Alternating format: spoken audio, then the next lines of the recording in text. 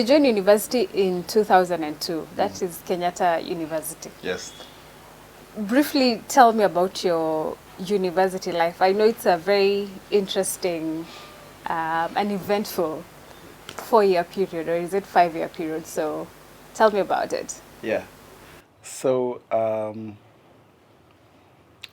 I joined university in September of 2000, 2nd of September 2002. Yes. Good university. For some reason, I knew I would join KU. I don't know how. But back then in 1992, 93, I beg your pardon, Eshiwani George was the Vice Chancellor of Kenyatta University. Yes. And for some reason, we knew him. He came to our school as a guest of honor to raise 500,000 then for us to buy a new bus. And then, of course, we didn't raise enough money. In fact, I remember teacher saying, alirudi na pesa zingine. He can't verify now, but yes. I am just reporting. Yeah. So the bus was never bought, and I don't know whether those monies went where. So for some reason, I think he made an impression on us, because, you know, we used to have a prize giving day, Parents' Day, and guests would come like Joshua Kulei, who was then the PA to the president, people like Amos Wako, when he was the Attorney General, and George Eshiwani, others, I think also Charles Jonjo at some point also came. But I'm not sure. You know, but Kulei, Wako and Eshiwani I would remember. So somehow, it's like, because most students with disabilities or special needs were kind of couched that they will be teachers. Yes. They will be teachers. So I have this admission to the University of Nairobi to do law. Okay. Then my mother, who wanted to be a teacher of mathematics, she's an accountant, now tells me to go and do special education because it's very special and it's very nice. Yes. So I follow her advice and I joined KU. It was nice to be there. I remember during matriculation. So what did you join KU to pursue? Special education. Okay. French. And French. Yes. Yeah. And you know what, Jockey? So law versus SNE. I joined there, and then when during matriculation, people are being asked, what do you want to become in future? And then I stand up and say, I want to be a lecturer and then president. And everyone is like, yeah. When we, now, 2 weeks later, the special education class unanimously vote for me to be their class secretary. Okay. About 300 students. So it's not straight into leadership. And then I used to play the piano. Yes. For 2 years, I was a church pianist. But then I had a challenge. My friend, now famously known as Kamano, is a king of Meru music. Yes. He is there and he is very popular with his music. Say, now, if I also join like music, there will be a clash of identities. So I actually made another decision in first year to stop pursuing music and join politics. Okay. See again. Yes. See how student politics. Student politics. So, KUSA, Kenyatta University Student Association, was banned by the Moi administration. Thank God that year, December 29th, President Kibaki was elected as president. It was a great moment. A great Is moment. that 2009 or 2002? 2002. Yes. 2002. 2002, 29th of December. Yes. President Kibaki is elected. Yes. Now, we are in first year. But let me tell you something that also will surprise you. Students with disabilities are here and they have no school fees. Because they come from poor backgrounds. There's a bidirectional covariance between poverty and disability. Where poverty leads to disability and disability leads to poverty. Issues of polio, lack of medication, malnutrition, name them.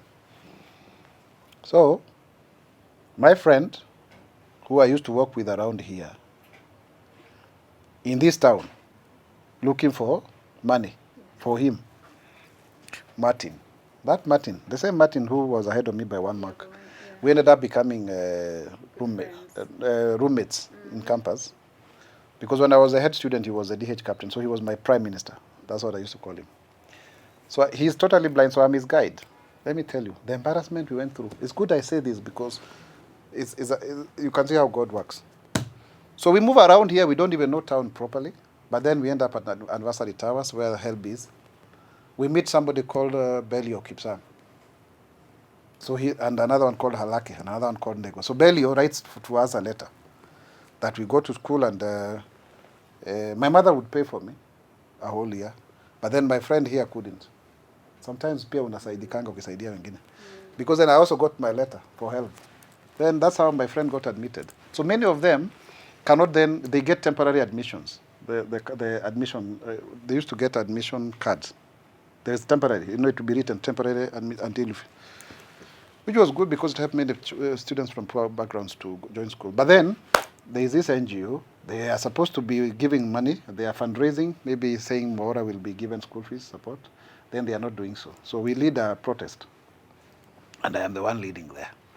First, remember me, I have no school fees issues. Yes. But I'm the one leading there. The protest. The others. Yes. Then in the evening on NTV, I am there, KTN. You know, I am there. Then my mother writes me a letter and says, I'm going to disown you. I warned you against student politics. This is first year, first semester. Then I go back home December, people asking me, where? See, I think you can see. Why are you with the blind? You can see the issue recurring again, fighting for justice and what have you. But then, anyway, we get our serious riot act. We read the riot act by the then Director of Students Affairs, Reed Dean of Students, Professor Anna Mwaura. She's now deceased. But then something good she does. She looks for Lillian Funds, which is a Netherlands agency, and which sponsors everybody to school. So problem solved. Yeah, but then Through I am warned by my politics. mother not to join student politics because I don't want. She doesn't want me to die like Muruli. You remember those people who used to be taken to Nyayo House, akina Ndungosi, akina Wafula Buke, akina Kabando. You remember she was looking out for you. Yes, in a way. Yes, but don't get into this. But it had also started earlier when I was young because this Stephen Disho, the immediate former speaker of Kiambu County, that time he was member of parliament for Juja. He was MP twice. So he used to publish a magazine called Thika Times. And it would to incite people against the government. Again, I would get that newspaper from my mother, not that magazine, from my mother. Another one called Financial Times from Jehu Katabaki, who was also a member of parliament for Githunguri. Those two magazines really made me understand politics. And then Weekly Review by Hilary Ngwen. Those ones, they really molded my thinking. So one day I was shouting in the village that Moi should be killed. I don't know what. He is a bad leader. Then a delegation was sent to our house. And this time you're in university. That was much earlier. Oh, yeah. You get a seat now. Yes. So now at the university, now we are doing the actual. Yeah. So we lead this protest anyway. The Riot Act, December comes. January, President Mwai Kibaki is in office.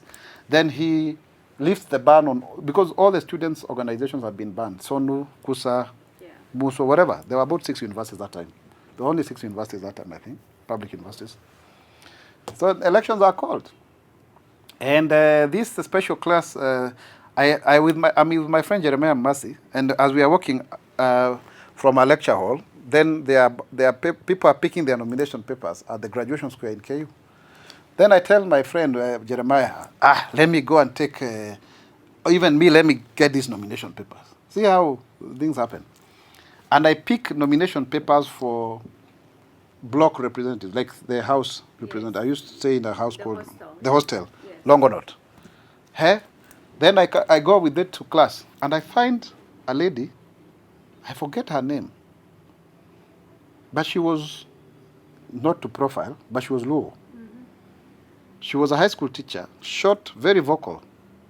I don't know if she was called Adhiambo or who, but she was a very well-spoken lady, short, a black beauty woman. Then she tells me, but no, Mwaura, you deserve a better position than this. Can you go for the executive and we are going to elect you? And then they all filled there, because the nomination paper was not specific to any position. Yes. They filled in, I take it in. I ran for, there were 7 executive positions. I ran for special member. It was the 7th position. And by the way, for your information, special member was not for special students. Yes. No, it was not. It was different special.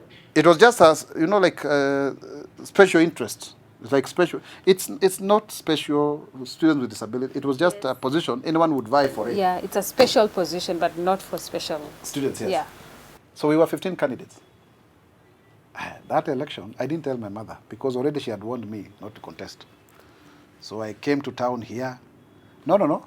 Let me explain. I went to the cyber of KU. This Gladys Wanga was working there. As Current governor, the governor of Homa Bay. She was called County. now Gladys Atieno Nyasuna. She was working there for work study, together with another one called Isaac. I forget his name, but he was an Isaac. He was my namesake. So they helped me to print my posters, color, because when I did black and white, my head looks like it is open. Then people would come and draw on top like this. But then I used about 3,000. These A2 size ones, one of them alone was costing 250 bob. It was expensive because color was not popular. That time it was black and white. Do you remember those days? Yeah. To cut the long story short, I posted them on my own. I would go, give speeches and what have you. I won with a landslide. Wow. And also Gladys also got elected as the Secretary General. Yes. So we were elected 7 of us. Kariuki Gideon, who is an oilman. Dr. Abraham Rugo, I don't know if you know him. He's an elder actually at St. Andrews. Gladys Wanga, now governor. Robinson Mwenda, who is the head of KK Security in Uganda. Then there is Hagai Uchami Gavi, now in the Kenya prisons. Acheng Osogo, deputy treasurer, now working with Wanga in Homa Bay, but also she used to be... It was quite the dream team. Yeah. She used to be the PA to TJ Kajwang. Then myself. So we were the executive, like the cabinet. Yes. But then we were also to nominate another 6 from the Congress people, like MPs we like, that model, to join us so that we form an executive of 13. Yeah. So we appointed others also who have done very well, like my friend Susan Acheng, who is working for African Development Bank, or Edward Aput, who is now working for the UN in Geneva. So a group that has done extremely well, quite well. So we then started a project. Yeah. Listen to this. To remove Eshiwani from Kenyatta University as a vice chancellor. as a VC, yes. So we started a very serious strike. We joined with the lecturers. Who are the lecturers then? Tom Namwamba, the brother of Bababu. Professor FX Gishuru. There used to be a celebrity girl called FX. That's the father. Sometimes, but she died in a road accident. People can remember. There is Professor Ngari, Grace, whose husband was MP for Ndia. We served with him in the 11th Parliament. Charles Ngombe Kibanana, professor, who is the immediate past deputy governor of Bungoma and Wangamati, and others. So we joined. To cut the long story short, we were supported by people like Professor Kelemi Mwaura, who was then Assistant Minister for Education, George Saitoti. People had a lot of beef with Eshiwani. Anyway, it was discussed in Parliament. Eshiwani was removed. We had already been expelled. Yes. It was in the mother of all strikes. And then, to cut the long story short, we got Professor Olive Mugenda. No. Yeah. Everett Maraka Stander. Oh, yeah. The poet. Yes, Everett Stander. Everett Stander. You know, I speak for the bush, the wedding eve, the poet. So we then served. Then, anyway, to cut the long story short, that is how I honed my political skills now proper. Then when I was there, God was very gracious to me. I started representing the university internationally at the AU, in Kampala, in Norway, Oslo, and at the UN. I made my first speech at the UN at 24 years old. But at 22, at 22, something very interesting happened. The National Council for Persons with Disabilities was being constituted because President Kibaki, having been sworn in on a wheelchair, promulgated the new law, the bill into law, which had stalled for 10 years in Parliament. So the first board, 8 people were appointed across the country. I was the 8th one to represent the youth at 22 years. Yes. So that's how I joined. That was my first appointment in government. Okay, at 22. At 22 years old. And it would be the first of many appointments. Yes, that was the first one. So now let's jump into the proper national politics. You work a bit at the Albinism Society of Kenya. Tell me about that period of activism and, you know, advocating for the rights of people With living albinism. with albinism up to now, where you become government spokesman. You know, Joki, I met you around that time when I was an activist. In 2010. But we started this in 2006. There's a guy called Rick Guidotti from New York who came around because he was a photographer, interestingly, and he wanted to help people with albinism to form their associations across the world. So he was moving from one country to another. He came and brought us together because it has also an aspect on how I joined politics. He brought us together with some girl called CK Nyambura, and anyway, quite a number of people. So we met at the Kenya Society for the Blind in 2006. In that meeting, I was elected as the vice chair. But in that meeting also, there was Dorothy Nyong'o. Yes. Okay? Because CK was a neighbor to the Nyong'os in Runda. Yeah? And that was it. We formed, and then people went their separate ways. It was another Muzungu. People talked, and nothing was happening. But then I said to myself, we have formed something here, and it's not working. So I rallied my friend Alex and the other Alex. There are two Alexes and Isaacs. And we registered this thing called the Albinism Society of Kenya in 2007.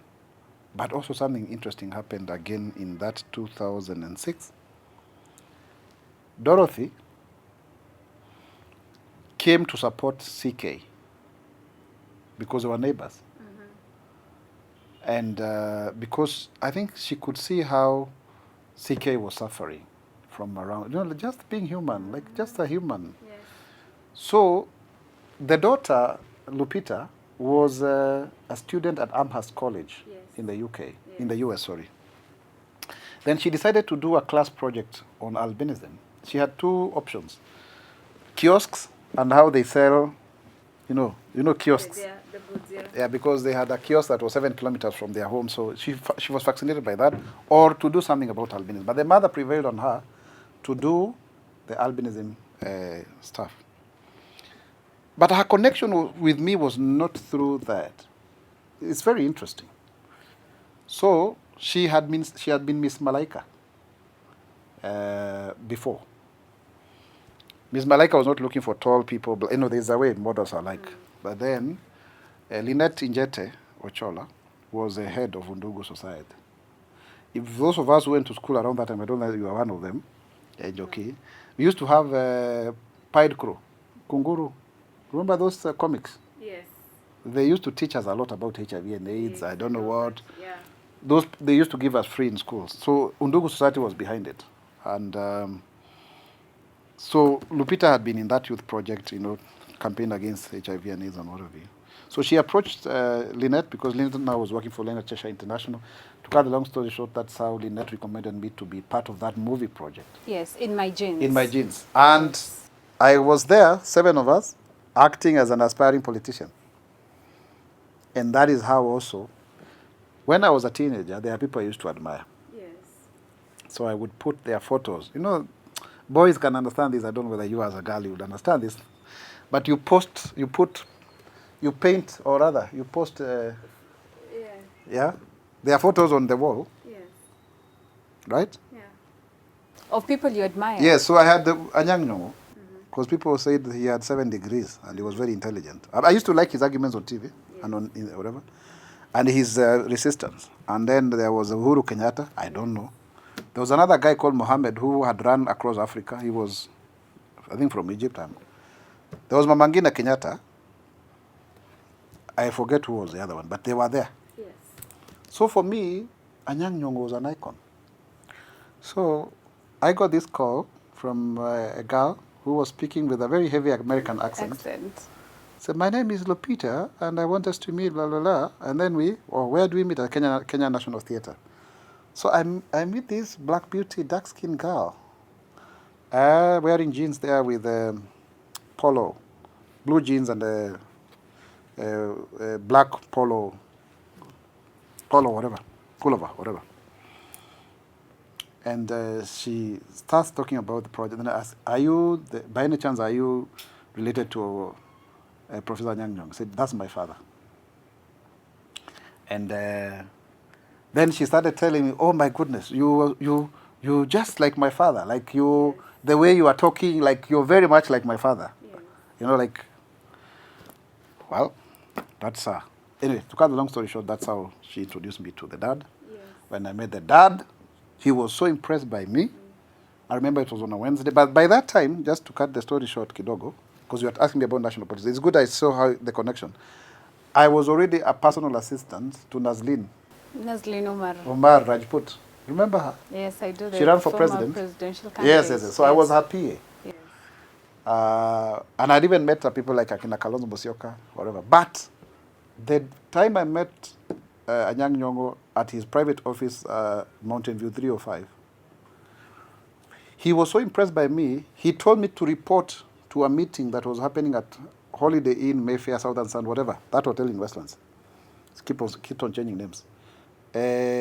For the ODM team. Yes. So I was in Manzoni for a meeting that Nazlin was participating. I had to wake up very early in the morning, and I showed up looking very funny. Yes. With the kofia there, made out of this curtain material. So when I arrived there with my Marlboro green, the people who saw me first laughed. This was J.J. Kamodo. You know J.J. Kamodo? Yes. The long-serving Kanu Secretary General. Yes. And Ruben Dolo. They started laughing. But anyway, I was introduced to that meeting. But in that one meeting, that single meeting, I met everyone who matters in today's politics. I met Raila Odinga. I met Uhuru Kenyatta. I met William Ruto. I met Musalia Mudavadi. I met Kalonzo Musyoka. I met everybody. I spoke to them. And immediately I was put into the National Executive Committee of the ODM. Now, ODM that time had three parties. There was KANU, which had 40% stake, LDP, 40%, and LPK. Yes. So that is how I joined. Like it was, you know how God prepares ways for you? Yes. That is how I joined the ODM as the youngest NEC member at the age of 24. And then Susan Nauma Mangeni, these peers of Haslaf, was the second. We were the two youngest, so she was representing the youth, I was representing special interest groups. And so the rest is history. Career, and the rest is history. Yes. So let's talk about your current role as government spokesman.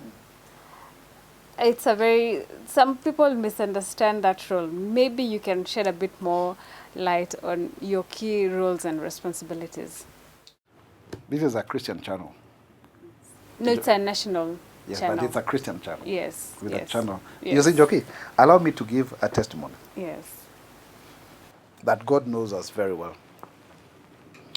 And He prepares us. So you can see, in 2006, when I finished my undergrad in 2006, that's the same time I joined the National Political Party.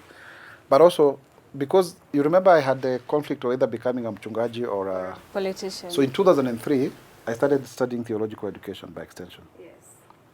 So I finished my diploma in 2006. And later on, I started the advanced diploma. So 2013, I graduated with a higher diploma in that theology from Presbyterian University of East Africa. To fulfill my ambition, in a way.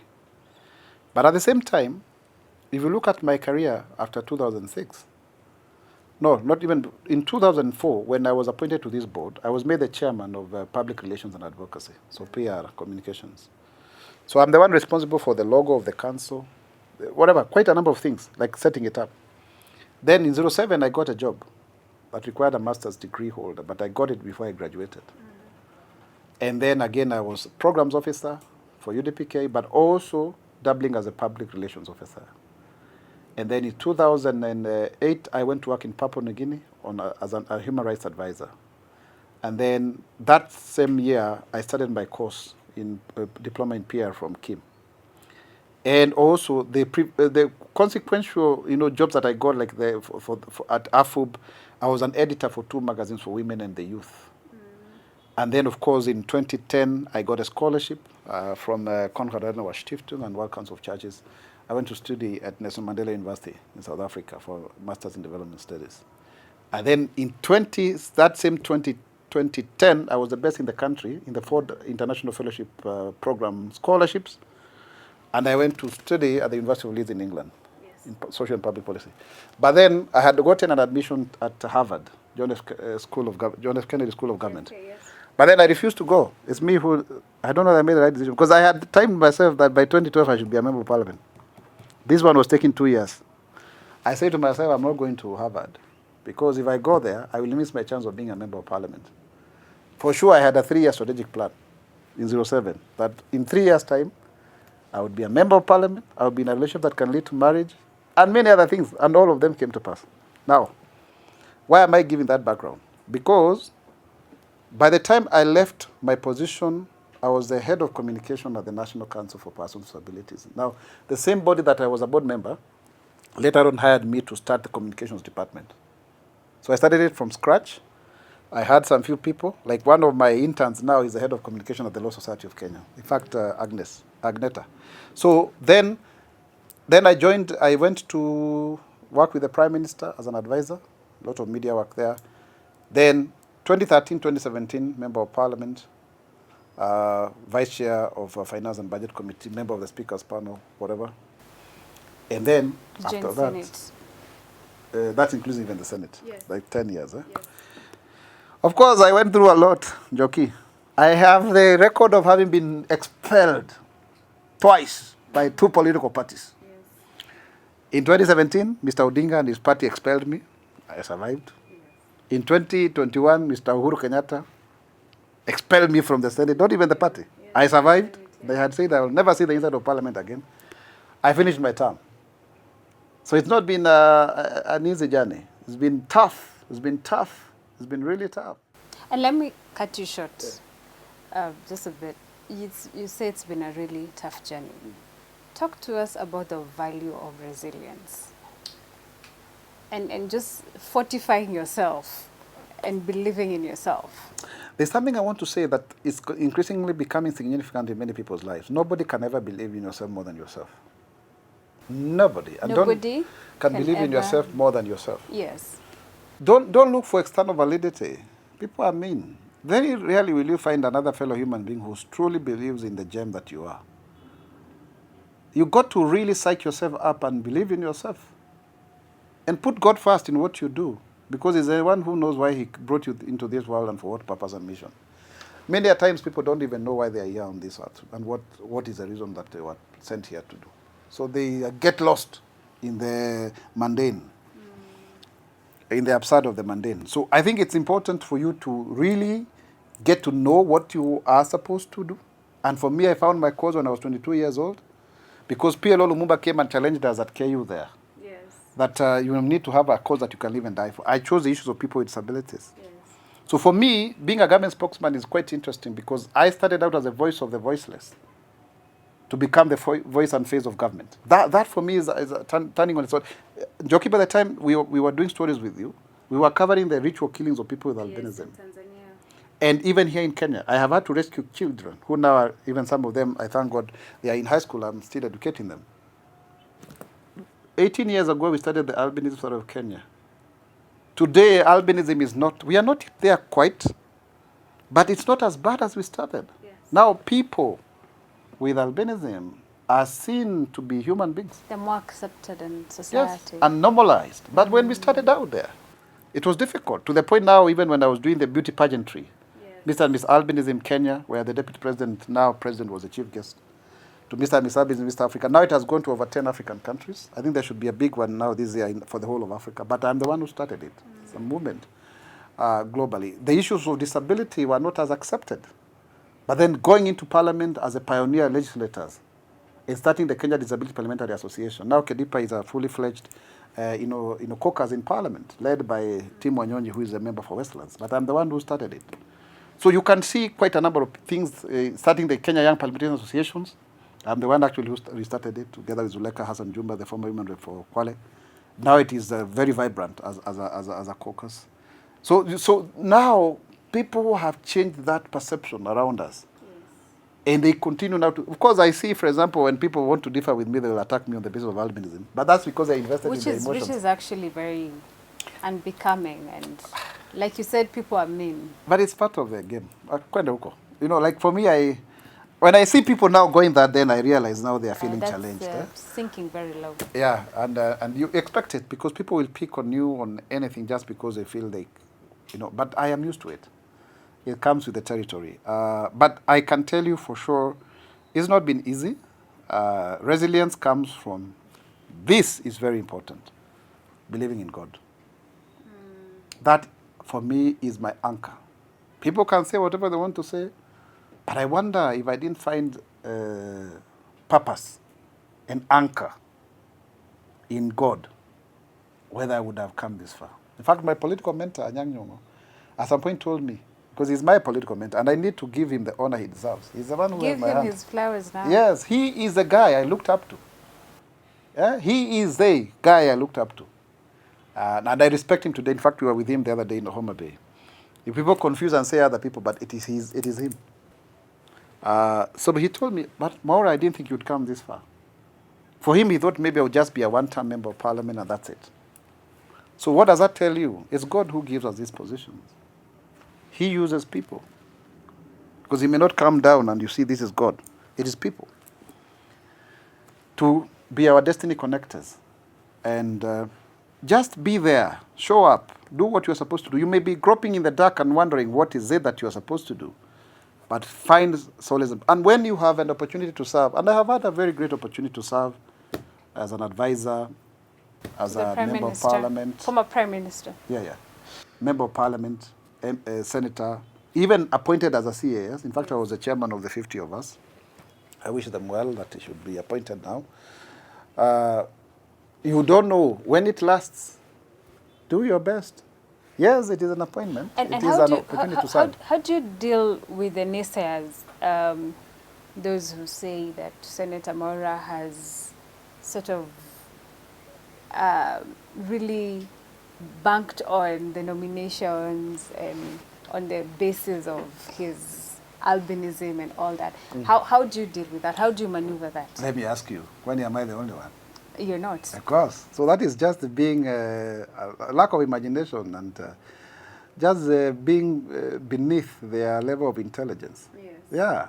No, why not another person? Yeah. Why? Because there are many. Am I the only one? Yes. I'm not.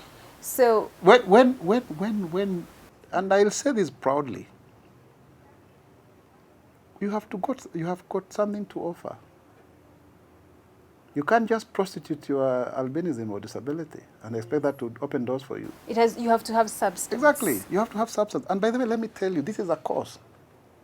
For example, as a pioneer, as a trailblazer, I knew I would face resistance because people are yet to understand. And that's why twice I have not succeeded in being member of parliament for Ruiru. Part of it is because of that hidden bias, but also because of some of my certain values, that there are things I wouldn't do, like going to steal elections.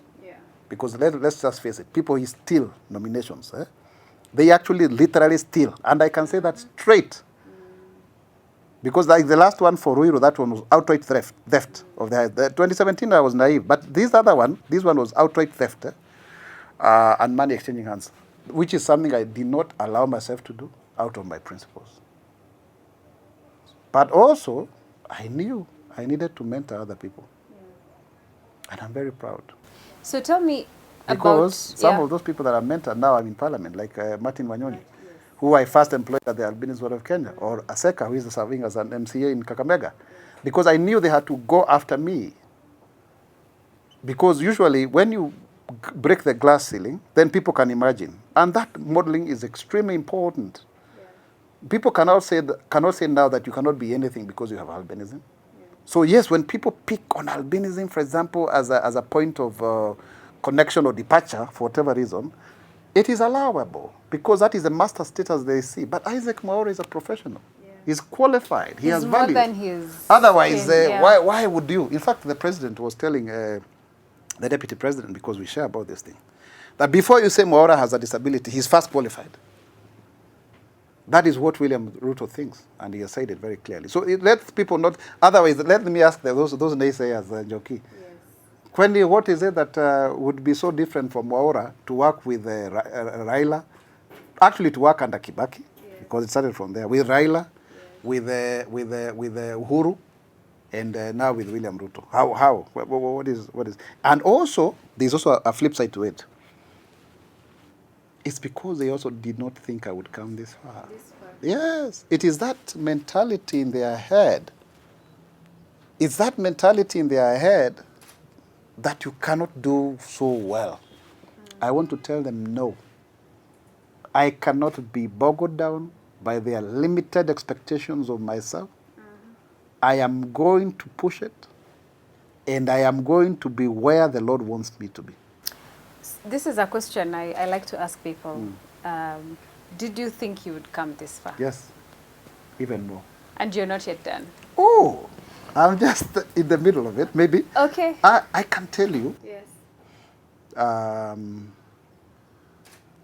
don't want to sound like I'm proud, but I'm very impressed by myself. To be very honest, I am. Yes.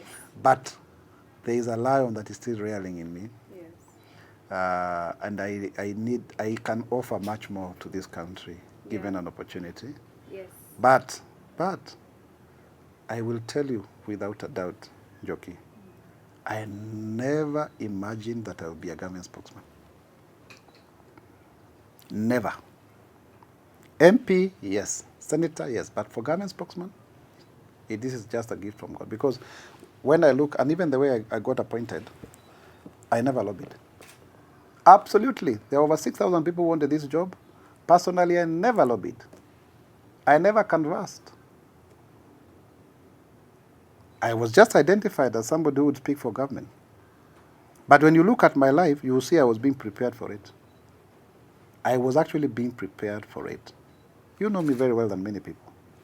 So it is God. And I want to tell you, viewer, trust in God to lead your footsteps as per the book of Psalms 119, 105. Let him lead you.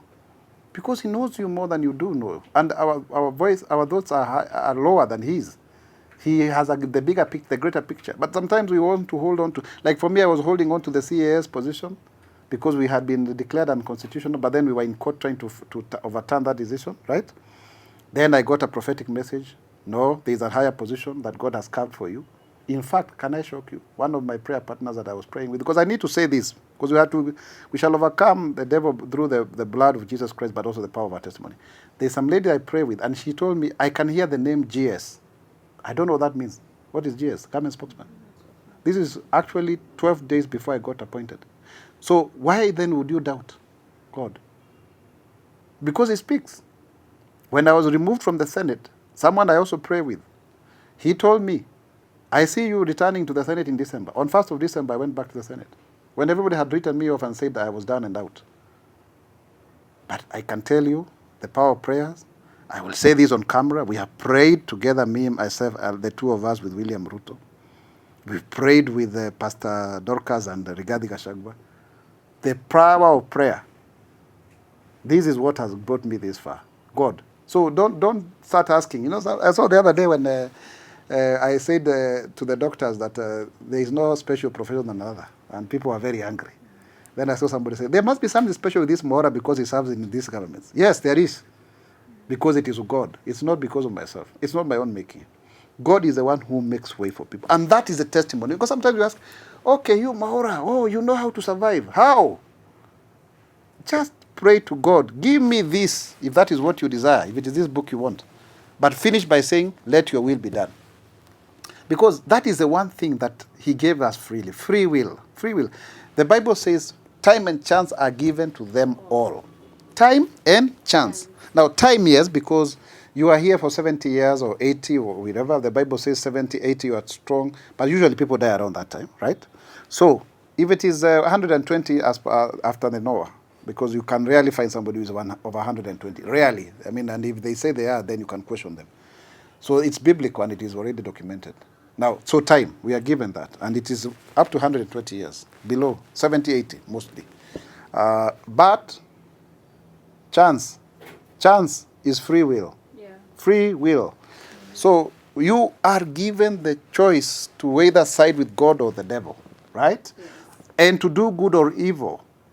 It is a free will. So then what is the difference, therefore, Joki? It is then resubmitting your will to the will of God. You get that? Eh? Yes. So that then you are not doing as it's because you can. That one nobody will ask you. You can do whatever you want. Nobody will ask you. So, as we conclude, it's been a very long and very interesting and inspiring story, Mwaura. What if you had one word of advice for Kenya's youth? What would you tell them? Don't wait for things to happen too quickly, you young man, young woman. I think we are externalizing success so much. I have seen a lot of degradation of our morals since the advent of apps like Instagram. And people are living their alter egos and trying to show success. So therefore, then, if you are not as successful, then you feel like you are a loser. We've really changed and become, there is now that inner beauty for Yes. both men and women. Please take time. Good things take time to come. They are painful, really painful. This show has not even done justice. If I was to tell you what I've gone through, maybe we need to have another show for that. It's terrible. So it may look all glossy, but I can tell you, when the Lord is forging you, it's terrible. You go through hard times. But when you are resilient enough, something great comes out of you. So be careful.